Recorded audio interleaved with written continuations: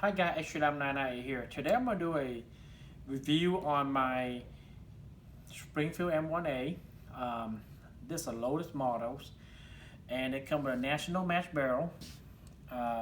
This is probably the best bang for your buck compared to the standard one and the Scout Squad. You know I got a Scout Squad M1A. But this is the newest M1A that I ever owned. Usually, you know, I bought it used. I bought my used, but this I bought it brand new. MSRP on this thing on the website show is $16.99.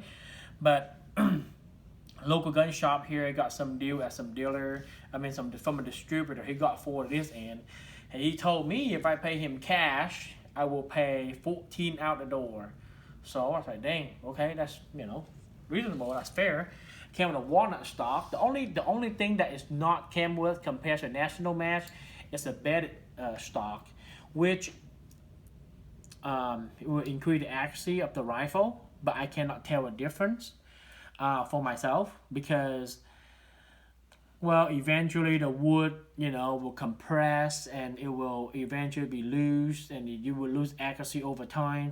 With a bedded stock, fiberglass bedded, or custom fitted, to the rifle, it will eventually be more durable, more sturdy. It will tight the fit in the action, the barrel, and the stock. So, that's the information that I got.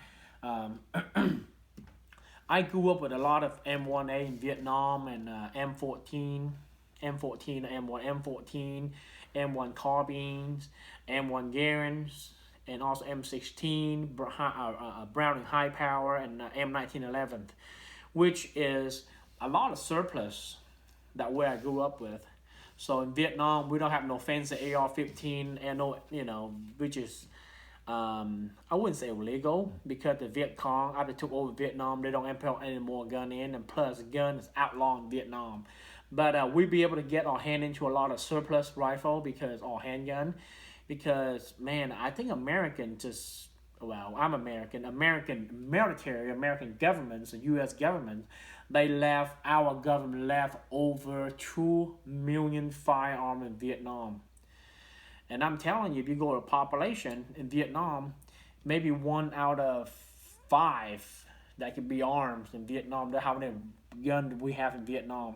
But the guns are outlawed. But things like this, we'll be able to get it at the Cambodian border, the Ho Chi Minh Trail, that's what I call the Ho Chi Minh Trails in Vietnam, which still exists, but instead of supplying the VC, a lot of drug, firearm, gun, sketchy human trafficking deal in Vietnam, which is, it's not something to be proud about, something to be very, very shameful about, for.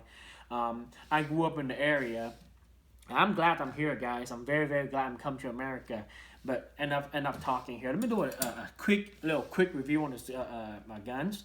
One of the most accurate M1A I have shot by far. Let me make it that way, because it comes with a little heavier. I don't know if you can be able to see. Come with a they say it's medium contour.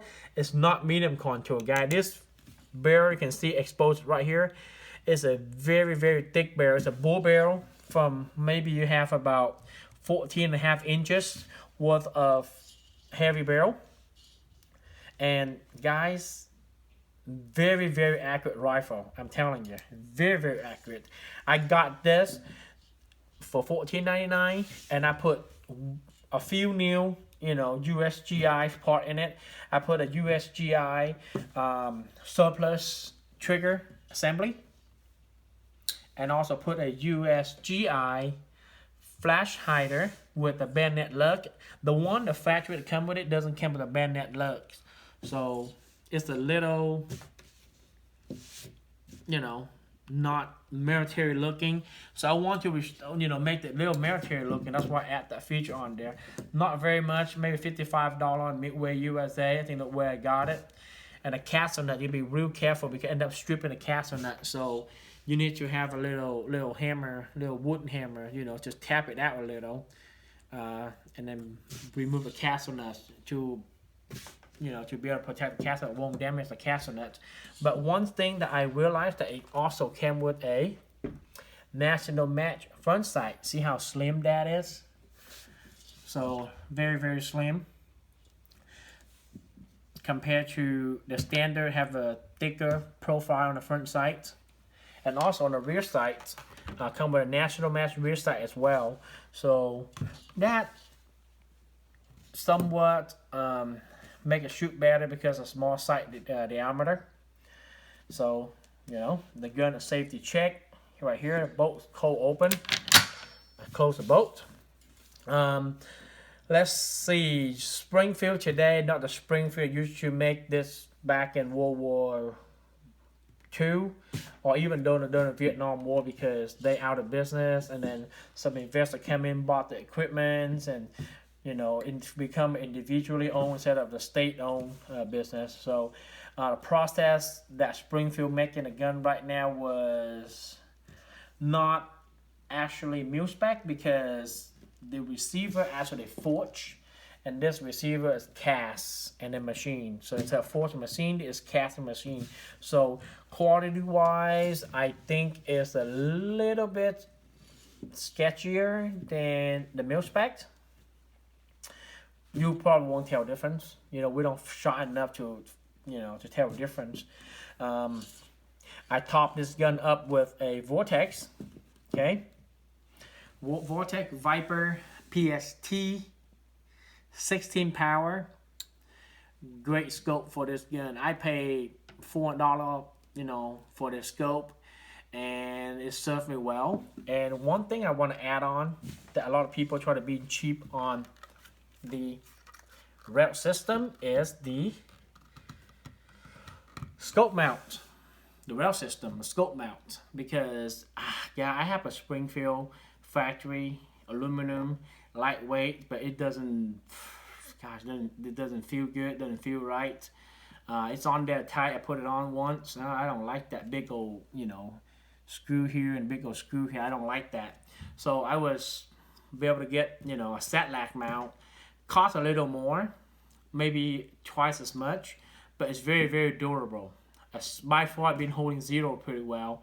And this gun also came with a walnut stock, a wooden walnut stock, and they claimed it as fiberglass. The upper heat shield, it's not fiberglass, guys. It's polymer. You can hear that, it's polymer. It's not fiberglass. Come with a full length 20-inch barrel. Great firearms. And I can't tell you how much I love this firearms. But one thing that you have a Springfield M1A, don't go cheap on the magazine, guys. I have the Pro Mag here. This freaking thing just kept jamming on me and over and jam. I don't know why. And soon, but hey, one thing, this fit well on my older Springfield Armory M1A, because I'm thinking it's not the mag, but that's what I'm assuming, this rail on top, because the shell, instead of ejecting on the side, eject upward, so it may be hitting the scope mount, and you know, it's double feeding. I have a couple of double feeding, but a lot of time is jammed, so you know, jammed up the gun. So but it worked flawlessly with the Springfield Armory magazine, worked perfectly fine. And this is a Checkmate magazine, worked perfectly fine.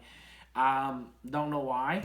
That might be a standard issue for the M1A or the base out of, but that Pro Mag giving me some small problem, which easy to fix. Just don't use the mag.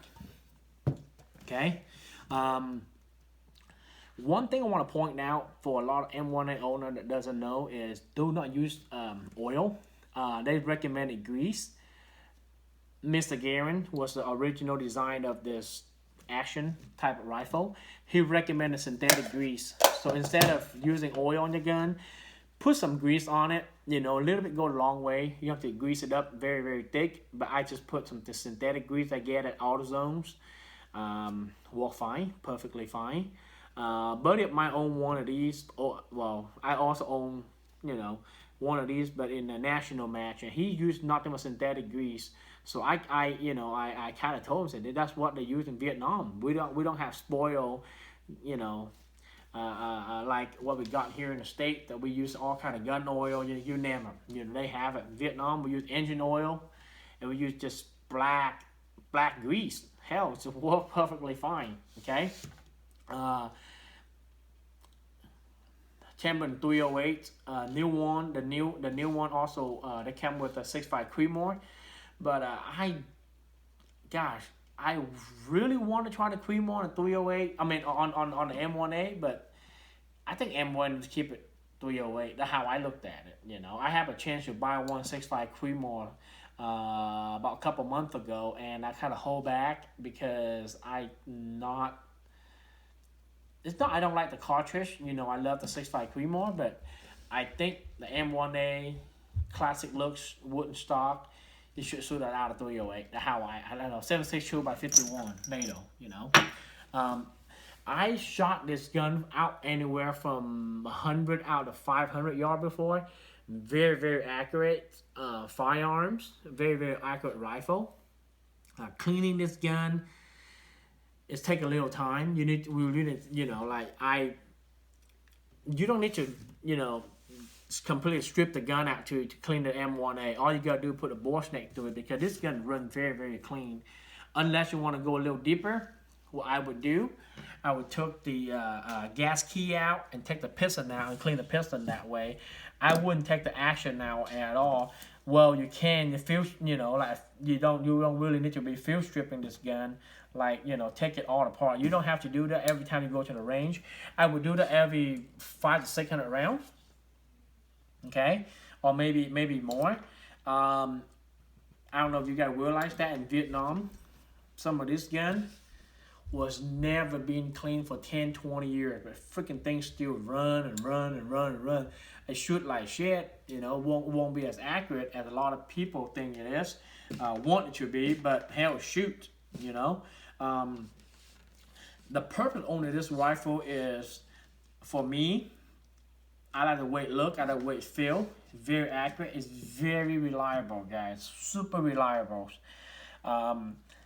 Somebody tried to fight with me that his AR was more reliable than my M1A.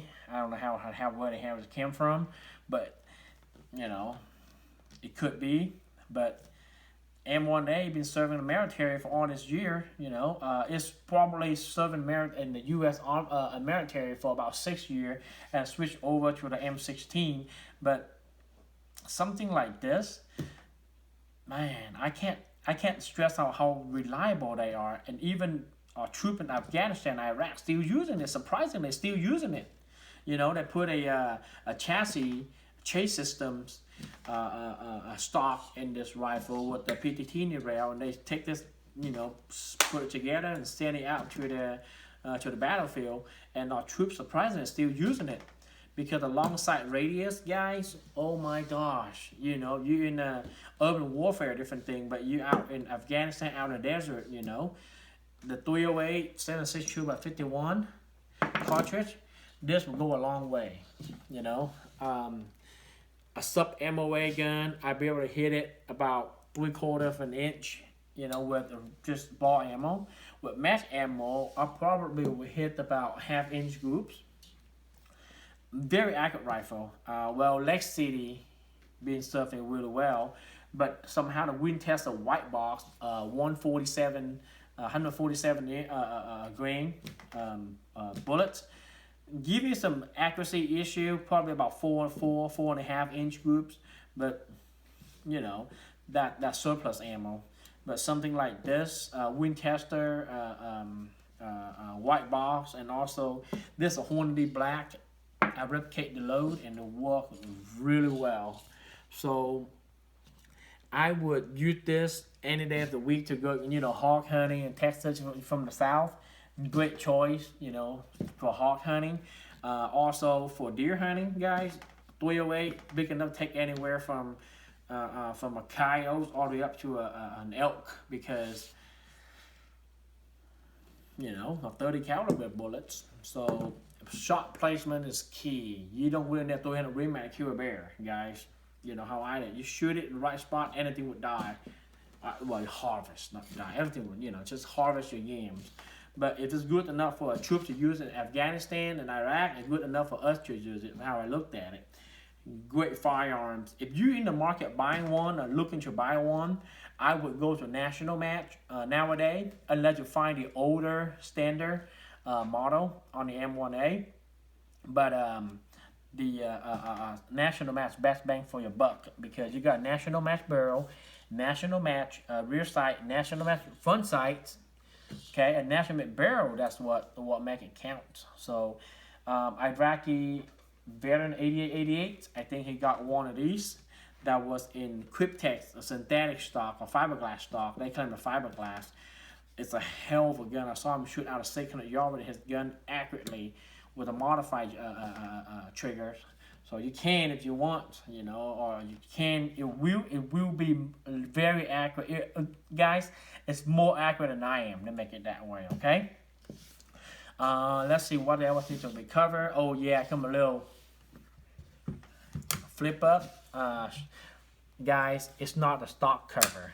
This is for you to put on your shoulder to be able to better control on your gun when you go full auto fire.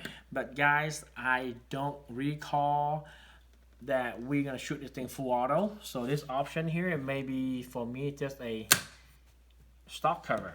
Okay. Sling wise, you can sling it. It has sling loop right here. I got some USGI sling. Also got some newer leather sling that I bought particularly for this firearms. Just pay attention, guys. Stay away from Pro Mag. Use reliable magazine. It eventually will save you a lot of time in the range, because my wife and I went and shoot this thing one time at the farm. It was jam on us a couple of times, so we're supposed to do a video that's too windy too, so we're just like, that's it. We're not gonna do any more video out there. It's very, very windy here in Kansas, but we better get a gun to shoot an inch group or less with wind test the ball. Very happy with the results. I'm very happy with the gun.